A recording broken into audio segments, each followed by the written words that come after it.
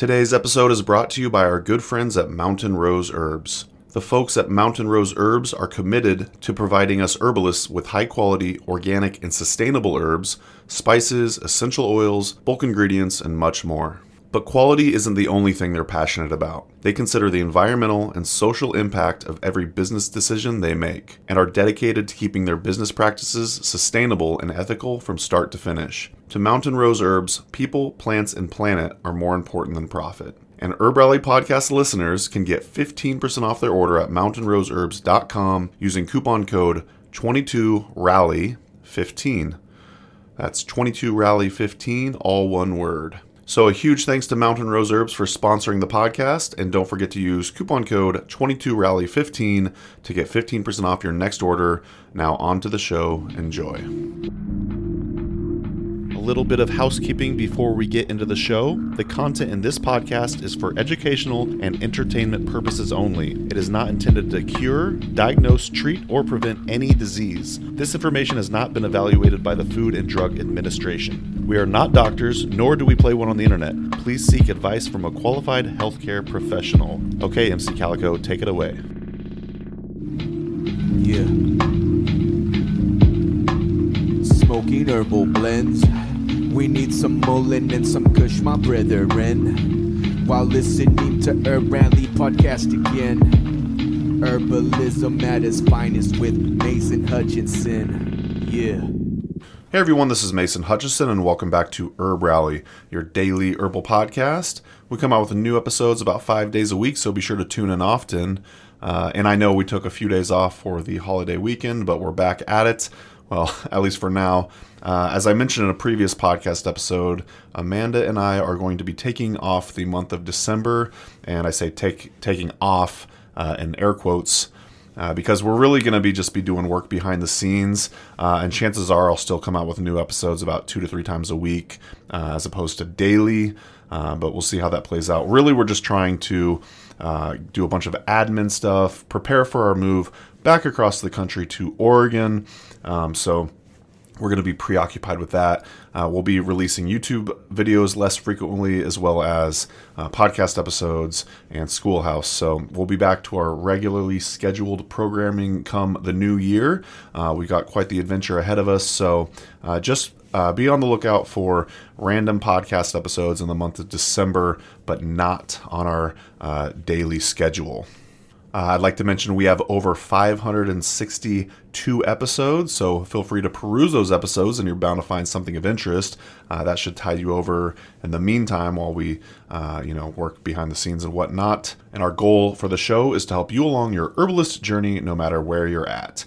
Today's episode is part 2 of the Herbal First Aid class with Heather Irvine. And again, as I mentioned a couple episodes back, if you'd like to get the full webinar, you could go to herbrally.com and click on the link that says freebies in the navigation menu, and we will give you 13 herbal freebies, including a video to this webinar, so you'll be able to follow along with Heather there.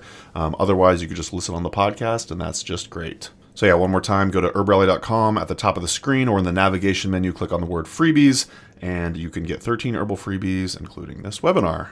Also, before we get into the show, I wanted to read one of our Apple Podcast 5-star reviews. It doesn't have to be 5-star, but this one happens to be. Most of them are 5 stars, so thanks so much. This one is from Leaf Holy, and they left this in November of last year. And Leaf Holy says, Great resource with diverse content. As my family's herbalist, I use this podcast as an educational resource and a starting point for finding community. I love that this podcast goes beyond plants and their constituents and takes into consideration the diverse ways herbalism is practiced. So thank you so much, Leaf Holy, for that incredibly kind review. I love reading these. So yeah, if you have a moment, please go to Apple Podcasts or your podcast player of choice and leave us a written and star ranking. Hello? Can you talk?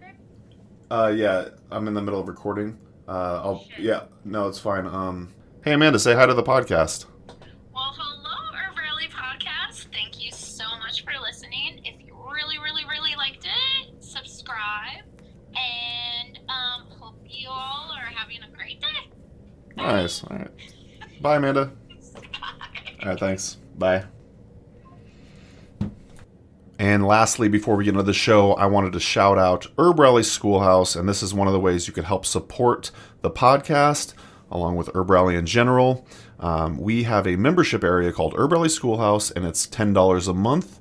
And if you'd like to try your first 30 days for free, you can use coupon code PODCAST at checkout. To learn more and to register, you could go to herbrally.com/schoolhouse. You'll learn all about how we come out with new videos each and every week. Except for the month of December this time. We're going to take a little winter break. But yeah, we come out with new video classes each week, and the growing library of these herbal classes become available to our Herb Rally Schoolhouse members.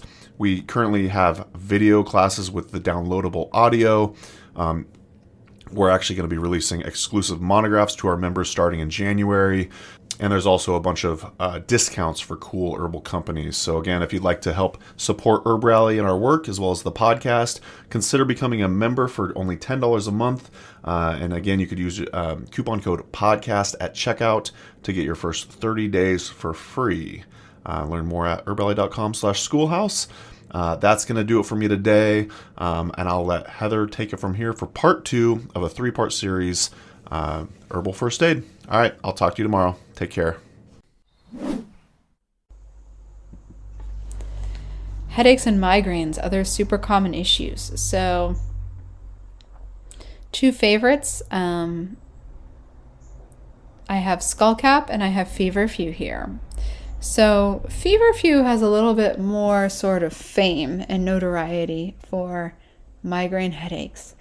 And we think that it affects the vasculature to or in the head. We think of it as a smooth muscle antispasmodic, perhaps, reducing the amount of spasming or contraction that those blood vessels are doing. Or it may be that some anti-inflammatory or other value of flavonoids, perhaps, or other constituents in the feverfew, that reducing the inflammation can then reduce the spasming of blood vessels, because that's kind of what we have going on with a migraine headache, is spasming of blood vessels. That's part of the picture.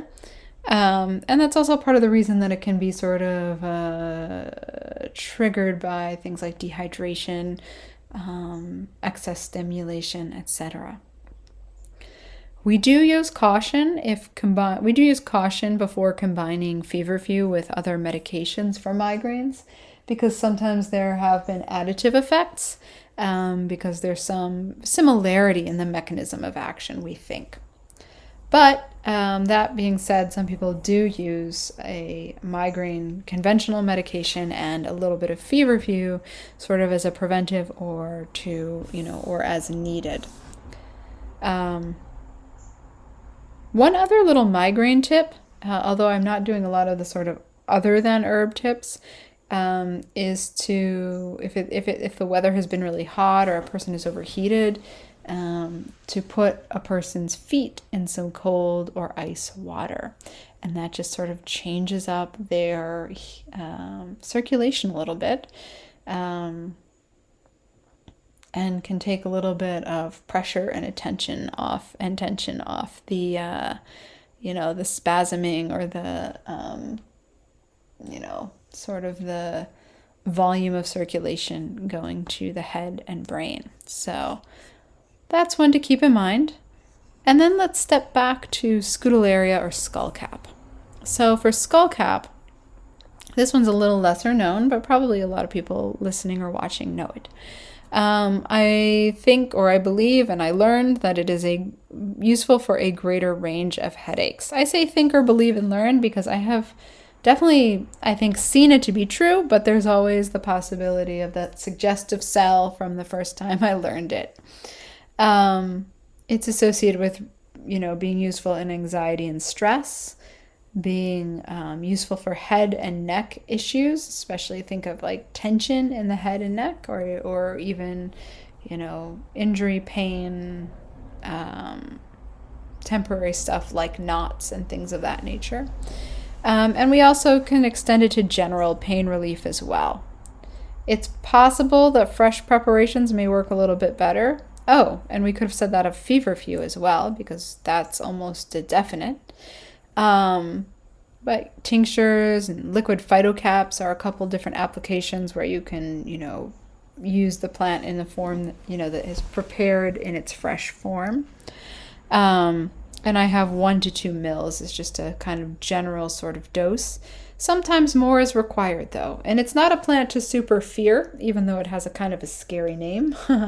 The flower, someone once thought, resembled a skullcap, perhaps. And also it's got this affinity for the head and neck. So it's not like a super poisonous plant at all. It is a medium level nervine. And then again, I just want to kind of emphasize feverfew could be used maybe a bit better as a fresh type preparation, or freeze-dried capsule, or freeze-dried, basically products made of, freeze-dried as, compared to just regular old dried could be better, or your own tinctures or glycerate made from fresh plant can be very nice. All right, so let's get into, I like to also mention a little bit of kind of the how and the why about some of the common things. Like everybody probably knows aloe already, right? That would be boring to pretend that I'm introducing you to aloe for the first time. But let's talk about how it works in case you kind of want to explain to somebody. We know of glycoproteins and polysaccharides in aloe that have some medicinal action. We know that the polysaccharides, like glucomannan, which is a complex polysaccharide that's really rich in mannose as one of its sort of building blocks, contributes to the sort of mucilaginous nature and that sort of cooling and water holding property of aloe. But we also know that there is this sort of hormone-like constituent, or hormone really, called gibberellin, which is a growth hormone. And I remember that it functions as a growth hormone in the plant, heard it first in plant physiology, but also that it can be, potentially cell proliferation stimulating for us humans as well. Some say it works on growth factors or on the fibroblast. Some say it might increase collagen synthesis and increase hyaluronic acid. So these are all sort of involved with, potentially repair and restoration of, of the skin and other sort of superficial connective tissue there. And we see some immune system modulating or stimulating effects from these as well.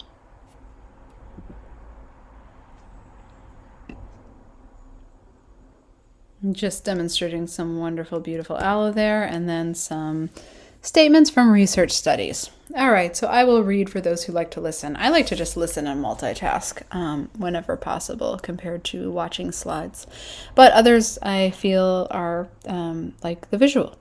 All right, so in a review of the scientific literature, researchers found that patients who were treated with aloe vera healed an average of almost 9 days sooner than those who were not treated with the medicinal plant.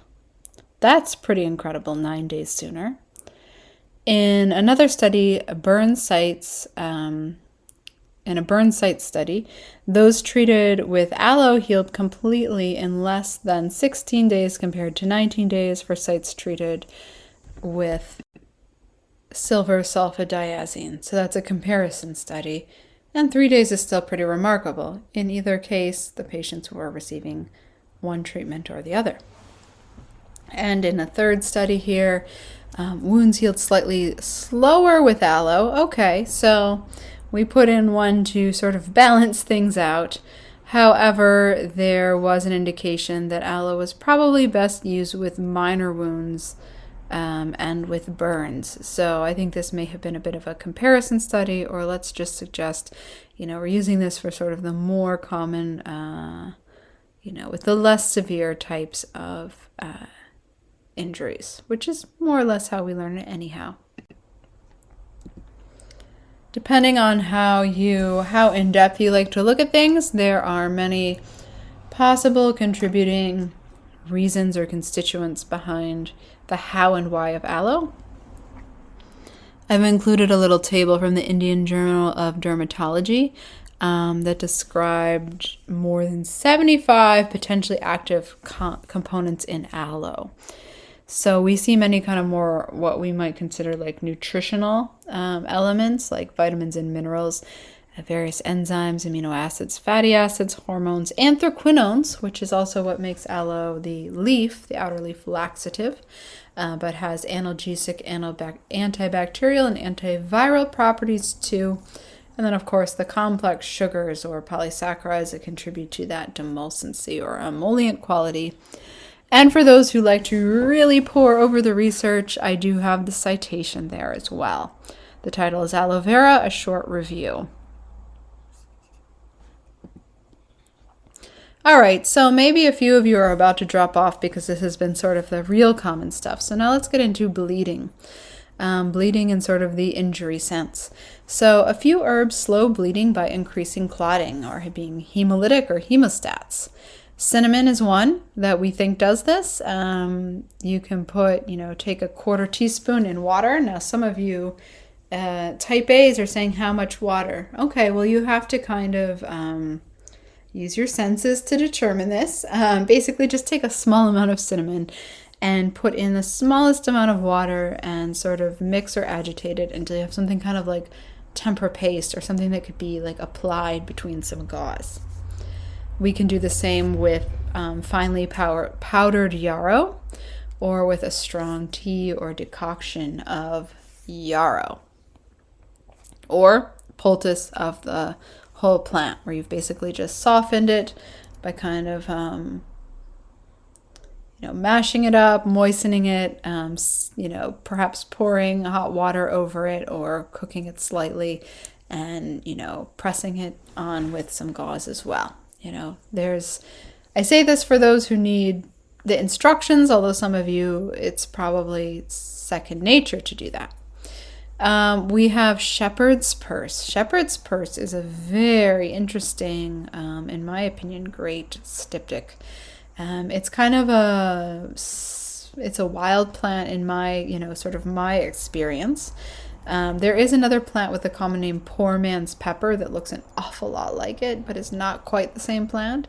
But shepherd's purse can be used as a powder or, as a poultice, as a really great styptic topically. And some of what I've read suggests that it is an alkaloid that occurs in sort of a yeast or fungus that grows on the plant that is the most styptic part, or that has been identified as the most styptic part. Maybe that's so. It could also be that yeast is feeding off some constituents that are sort of inherent to the plant and concentrating them. I don't think it's super well researched, but we do see that it seems to work or help. There's a really long history of use there. In fact, I think it's even named shepherd's purse for shepherds carrying it as sort of a, for animal first aid. We have a proprietary blend, Yunan Paiao, from Chinese medicine. And I have pictured a little vial here. It's several herbs powdered.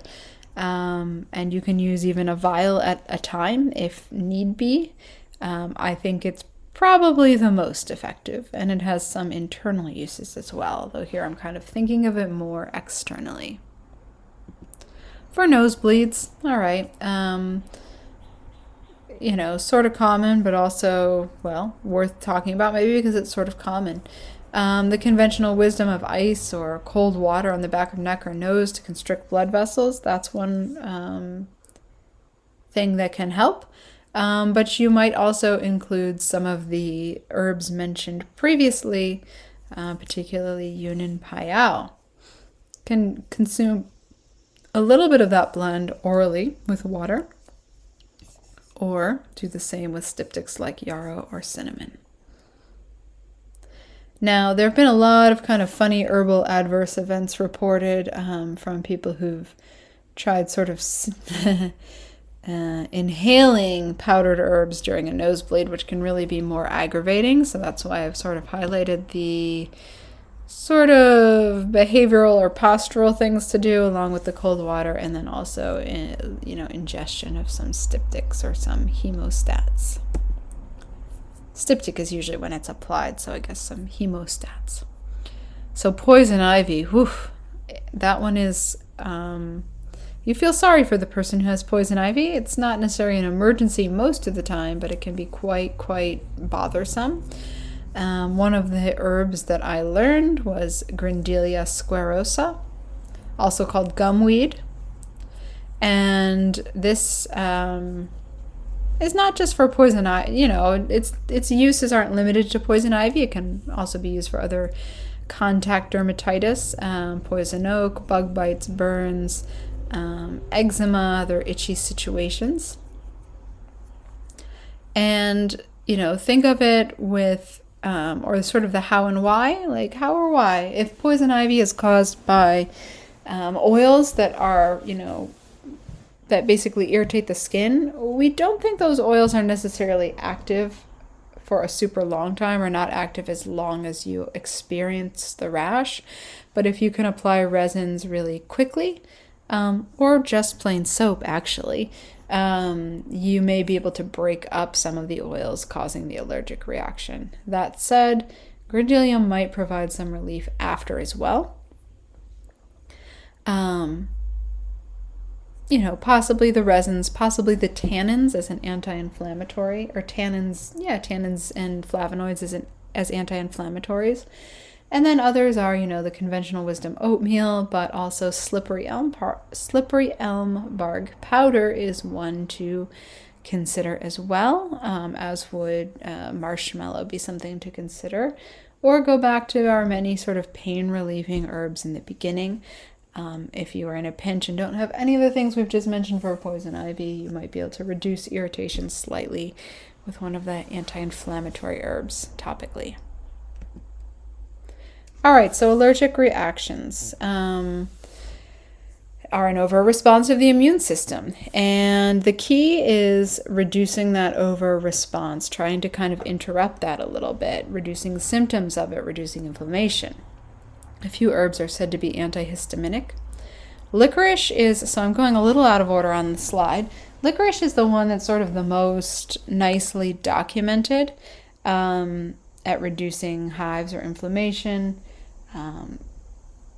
perhaps reducing effects of cortisol, perhaps reducing effects of histamine.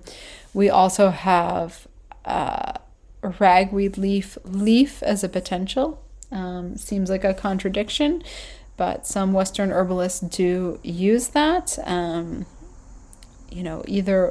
typically orally. And I used to recommend that to folks as well. It's been a while since I have done that, but used to recommend that to folks as well. Keep it in mind because it's just so abundant. And usually or often you can find patches where the flower isn't or is not yet present. Keep in mind ingesting the leaf is not equal to inhaling the pollen, okay? In a lot of ways, both chemically and immune, both chemically the plant and also by our own immune response to it. Ingesting is not the same as inhaling when it comes to those sort of airborne allergens. So what else could you use if not licorice or ragweed? Perhaps some meadowsweet. Meadowsweet is really having its day in this first aid talk. Or even eyebright. The less common herb eyebright can be really nice for allergic rhinitis. And that's, to be taken orally as a tincture or small amounts as a strong tea. I will say it's a sort of uncommon plant that does experience harvesting pressure and has pretty specific ecological conditions. And I have very rarely seen it in the wild. So it's not as ecological. We want to choose other things first, but in the case of someone really, really unwell and someone has an eyebright preparation, that might be the time to use the eyebright. All right, so the next slide, if you are watching slides, is a little yellow because I have just, when I made this 15, 10, I'm not sure, years ago, I just took a photo of a page in the zine that I had made for this slide. So allergic reactions continued. If there is no anaphylaxis, if there is anaphylaxis, airway and breathing is going to be your first priority. Advanced care is going to be your first priority. But let's say there's no anaphylaxis or signs of it. For allergic reactions to stings and insect bites, think about drawing agents for topical relief. Charcoal, like activated charcoal, even if the only thing you have is like capsules, you can just open up those capsules. It's not doing you any good unless you use it. So that's one way to use up those activated charcoal capsules you may have. Plantain, slippery elm, yet again. Clay, whether that's like a cosmetic or culinary, or maybe not culinary, but cosmetic or sort of herbal health food sort of derived clay, or sometimes even just naturally found clay. And definitely jewelweed can be super, super, super useful. I think I did on Herb Rally a little jewelweed monograph, if you need to know more about it. For rhinitis, decongestants. All right, here's a list. Bayberry, Bidens, that's Bidens pilosa, for example. Ragweed leaf, eyebright, yerba santa, beggar's ticks, ma wong. And if ma wong, just, drop, or if you drop doses at a time. Those are just several decongestants, but you can go for others as well. Those are just some that I have seen work well with allergic rhinitis. Almost anything sort of aromatic, or that is both astringent and aromatic, could be helpful. And if you have some herbs that are astringent and aromatic and a little bit stimulating, like a little bit nervous system stimulating, those could be helpful as decongestants as well. Also for rhinitis, antihistaminics. You're going to see some repeats here. Eyebright and Osha. I've learned ragweed and nettles. I think these help, but it might be by some other activity other than antihistaminic. That's just what I learned to call them. Goldenrod is another goodie that you can find, in the West, like in the, US and Canada. You're going to find goldenrod super widespread. So if you're talking being in the wilderness, it's a good possibility. And guess what? You can use every single species. I don't even care if you don't know one species of goldenrod from another species of goldenrod. Just use it. Anti-inflammatories. Licorice, yet again. Turmeric. Oh, looks like I may have not known the spelling at that time. Or there are various. Willow and meadowsweet are some standouts for anti-inflammatories that work pretty darn fast. And then astringents or demulcents. These can be helpful as well. It just kind of reducing the body's kind of overall sort of hyperreaction, hypersensitivity. And you might pick an astringent or demulcent based on sort of that person's constitution or their presentation at the time. If they're real hot, itchy, etc., demulcent might be the way to go. If they're real, congested, stuffy, swollen, an astringent might be the way to go. All right, asthma. So getting into some little bit more potentially serious issues. With asthma, always use the person's prescribed asthmatic inhaler. Don't hesitate on that, and seek emergency help, or start to make a plan for emergency help at the first sign of breathing problems. Really, truly. That's not just a disclaimer, that's a caring about the well-being of others definite statement. But let's say you were in a wilderness situation, and you do not have an inhaler or access to emergency care. And I have been in that situation when someone who has asthma started to present with wheezing, or, let me know that they were having a little bit of trouble breathing. Lobelia inflata, pictured on the slide, has a long history of use in a variety of ways. It exerts many subtle effects on the nervous system. Some Western herbalists use it in case of wheezing and an asthma attack, and I have.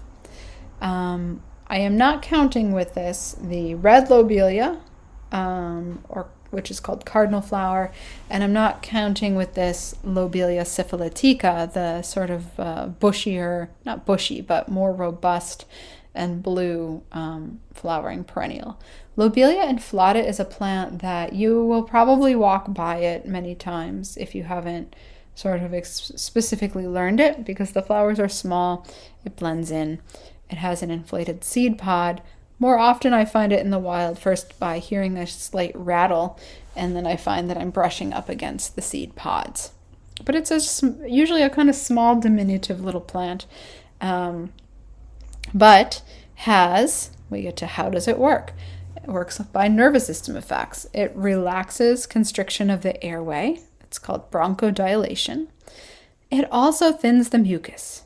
So lobelia has alkaloids, one of which, or I should say one group of which, are called lobeline or lobelines, and these have effects on nicotinic receptors. And one of the things it does is open up the airways. I know I'm repeating a little, but I'm going back to name the constituents. And the other thing, alkaloids sometimes have physical properties that can thin or break through mucus as well, or perhaps even sort of affect or change up the type of mucus that we're producing. Physiological responses we have to the possibility that we just ingested some poison, because many alkaloids are poisonous. Many poisonous plants contain alkaloids, and their poison is based on that alkaloid. So that might be giving you a hint that you don't want to consume especially a lot of lobelia at one time, and that is true. Use of lobelia should be limited to maybe 10 drops, 15 drops at a time for an adult. And I learned the hard way that means less for an adolescent or a child. Okay? I have actually seen this herb make someone throw up when I gave it to them for their wheezing and sort of beginning signs of an asthma attack. So it's not just a theoretical adverse event, it's a real adverse event. Felt really bad about that one.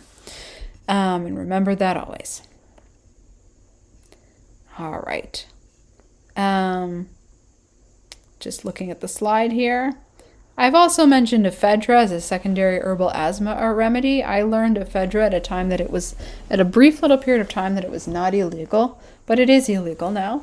It's illegal to sell, and you also just shouldn't use it unless you've really learned it, because there are some definite adverse events and even death that has occurred with overuse of ephedra. Now, I 100% believe and have experienced that in the right small amounts and right application, it can be totally medicinal, effective, and used without harm. So OSHA is also a great herb, and OSHA is not illegal, and OSHA is generally not going to make you sick, but it is a plant that's not especially abundant, so you might consider getting it from a really great herb farmer, perhaps in the Pacific Northwest would be or in mountain regions would be a place to sort of look for someone growing OSHA. But this amazing plant, the root is the part used. It's in the Apiaceae family, which has a lot of poisonous relatives, and you wouldn't generally eat or ingest the above ground part. Well, you can for OSHA, but you have to be careful with this whole family of plants, is what I'm saying. If you have OSHA root preparations, they can be very nicely airway opening. I don't think it's as much by a nervous system response, or not as dramatic of one, I should say. But these tend to, create some ease in breathing, and have been used a long time for altitude sickness. Have been used for irritation from things like smoke, like during forest fires, exposure to campfire, etc., and for people who have allergies, respiratory allergies, it's probably not going to be potent or specific enough as an emergency remedy, but it is sort of a care type of plant to know. And that's going to do it for today's episode. Thanks so much for listening to the Herb Rally podcast. If you'd like to hear more from us here at Herb Rally, we now have a text message community, believe it or not. Basically, it's just updates from us. We send about 1 to 7 texts per week, notifying you about new events, videos, courses, podcasts. You get the idea. It's pretty much like our email newsletter, just in text form. So if you'd like to receive text messages from Herb Rally, just text JOIN, that's JOIN, to the number 541-256-2895. Again, that's JOIN to number 541-256-2895. And to stop receiving texts, that's easy too. Just text STOP to the same number. It'll opt you out immediately. Okay, thanks again for listening. Have a great rest of your day.